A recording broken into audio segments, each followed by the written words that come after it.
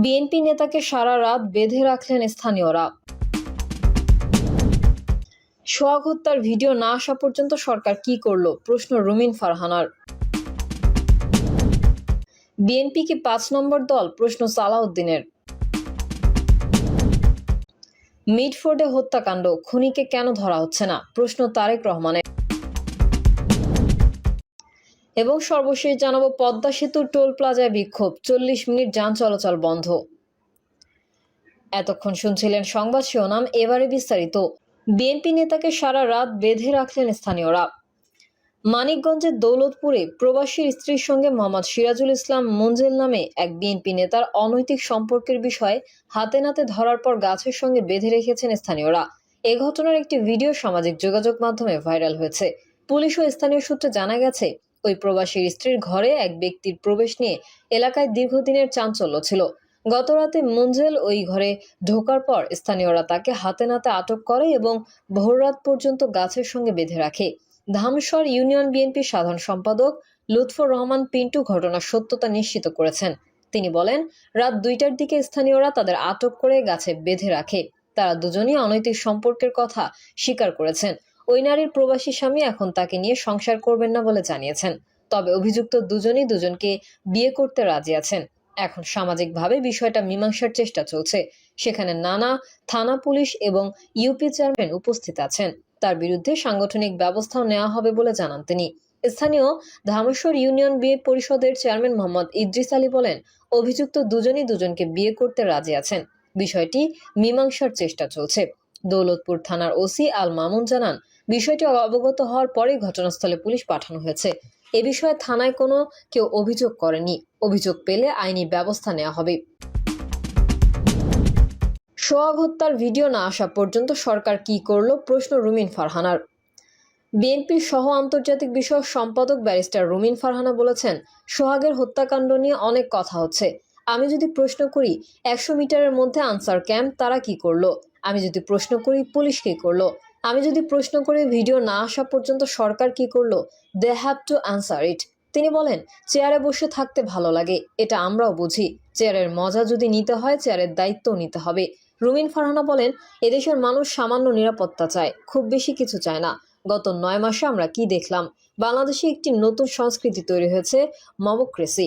হুড়হুড় করে ২০ থেকে ৩০ জন মানুষ আরেকটা মানুষের উপর হামলে পড়ে। হতে পারে তার সঙ্গে তার ব্যবসায়িক দ্বন্দ্ব, হতে পারে তার সঙ্গে তার রাজনৈতিক মতের অমিল আছে। রিপোর্ট বলছে এর সঙ্গে অর্থনীতি জড়িত, অর্থাৎ টাকার বিনিময়ে ১০ থেকে ২০ জন ভাড়া করে এভাবে মব তৈরি করা হয়।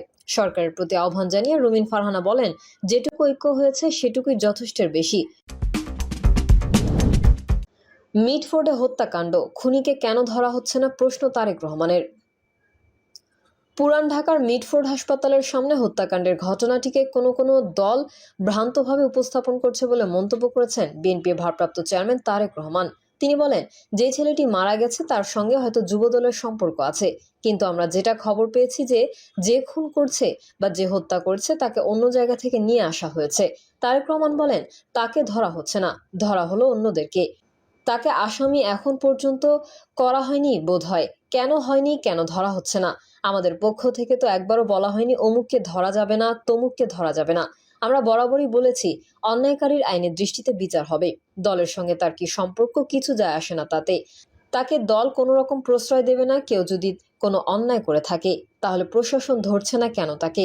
প্রশ্ন রেখে তিনি বলেন, দলীয় অবস্থান থেকে আমাদের যা যা করা প্রয়োজন, তদন্তের পরে যাদের যাদের সম্পর্কে প্রমাণিত হয়েছে অভিযোগ, আমরা আমাদের দলীয় অবস্থান থেকে তাদের বিরুদ্ধে ব্যবস্থা গ্রহণ করেছি। আইনশৃঙ্খলা বাহিনী কেন বসে আছে? আইনশৃঙ্খলা বাহিনীকে চালায় কে? বিএনপি তো চালায় না, চালাচ্ছে তো সরকার। তাহলে সরকার কেন ব্যবস্থা নিচ্ছে না খুনিদের বিরুদ্ধে? সেটি দলের হোক বা অন্য কেউ হোক, কেন ব্যবস্থা নিচ্ছে না? বিএনপি ভারপ্রাপ্ত চেয়ারম্যান বলেন, ষড়যন্ত্র শেষ হয়নি। আজকের অনুষ্ঠানের সভাপতির সাথে সুর মিলিয়ে একই সুরে বলতে চাই, ষড়যন্ত্র কিন্তু আরো শুরু হচ্ছে, আরো জোরে সোরে শুরু হচ্ছে। বিবেকবান মানুষ বলছেন, নতুন করে ষড়যন্ত্র শুরু হয়েছে। তারেক রহমান বলেন, কাজেই এই দেশের মানুষ যেমন ৭১ সালে স্বাধীন করেছে এই দেশের মানুষ যেমন বিভিন্ন সময়ে তাদের নিজেদের অধিকার রক্ষা সোচ্চার হয়েছে, ৯০-তে সোচ্চার হয়েছে, ২৪-এ সোচ্চার হয়েছে। আপনাদের সকলের কাছে আহ্বান থাকবে, আবারও আপনাদের সোচ্চার এবং সচেতন হতে হবে। কারা কিভাবে ষড়যন্ত্র করছে, কারা কিভাবে বিভিন্ন সময়ে বিভিন্ন কথা বলছে এবং ক্ষণে ক্ষণে অবস্থান পরিবর্তন করছে, এই সব বিষয়ে সচেতন থাকতে হবে। প্রশাসনের এখনো স্বৈরাচারের ভূত। তারেক রহমান বলেন, আপনারা নিজেরাই অনেকেই এখানে বক্তব্য বলেছেন, প্রশাসনের মধ্যে এখনো বিগত স্বৈরাচারের ভূত লুকিয়ে আছে। প্রশাসনের বিভিন্ন জায়গায় এখনো এই ভূত লুকিয়ে আছে। কাজেই সেই ভূত এবং বর্তমানে নতুন কোনো যদি ভূত থাকে, তারা কি ষড়যন্ত্র করছে সেই সম্পর্কে সবাইকে সচেতন থাকতে হবে। যদি আমরা সচেতন না হই, এই দেশকে টিকিয়ে রাখা মুশকিল হবে। প্রত্যেকটি হত্যার বিচার অবশ্যই বিএনপি করবে। তিনি বলেন, আপনারা বিচারের কথা বলেছেন, বিচারের কথা শুধু আপনাদের কথা নয়, বিচারের কথা সমস্ত বাংলাদেশের সব গণতান্ত্রিক মানুষের দাবির কথা। কাজেই কেন আমরা সেটি করব না? অবশ্যই বিএনপি যখনই সুযোগ পাবে অবশ্যই নিশ্চিত করার চেষ্টা করবে প্রত্যেকটি হত্যাকাণ্ডের বিচার, কারণ এটি আমাদের কমিটমেন্ট। বিএনপির ভারপ্রাপ্ত চেয়ারম্যান বলেন, এই মুহূর্তে যদি আমরা মিডিয়া দেখব একটি বিষয়কে ঘিরে বিভিন্ন রকম কিছু মেসেজিং করার চেষ্টা করা হচ্ছে, কিছু একটি গল্প তৈরি করা হচ্ছে। আমরা দেখেছি স্বাধীনতার বিরোধিতা কে করেছে। তারেক রহমান বলেন, বিএনপি যা বলে তা কাজের মাধ্যমে প্রমাণ করেছে। কিন্তু আমরা কি দেখেছি? অনেকগুলো রাজনৈতিক দলকে দেখেছি, কারো ব্যাপারে আমরা দেখেছি স্বাধীনতা যুদ্ধের সময়ের ভূমিকা। যখন বিএনপি প্রতিষ্ঠাতা শহীদ প্রেসিডেন্ট জিয়াউর রহমান স্বাধীনতার ডাক দিয়েছিলেন, আমরা দেখেছি দেশের স্বাধীনতার বিরোধিতা কে করেছে, কাদের পক্ষ থেকে দেশের স্বাধীনতার বিরোধিতা করেছে। তিনি আরো বলেন, কোন কোন রাজনৈতিক দলের সদস্যই দেশের মানুষকে যুদ্ধের ডাক দেয়নি, ডাক দেওয়ার দায়িত্ব তাদের ছিল। কিন্তু ডাক না দিয়ে আমরা দেখেছি সবাই মিলে কোনো দেশে লুকিয়ে গিয়ে আশ্রয় নিয়েছিল। কে ছিল এই দেশে? এদেশের জনগণ ছিল, এদেশের মুক্তিযোদ্ধারা ছিল। যারা মুক্তিযুদ্ধ করেছেন তারা বিভিন্ন সেক্টর কমান্ডারের অধীনে মুক্তিযুদ্ধ করেছেন। আমরা কাউকে দেখেছি দূরের একটি দেশের গান গাইতে, আবার কাউকে দেখেছি একটি প্রতিবেশী দেশের গান গাইতে। এখন তো দেখা যাচ্ছে বিএনপি ছাড়া বিভিন্ন দল বিভিন্ন দেশের গান গাইছে বাংলাদেশে।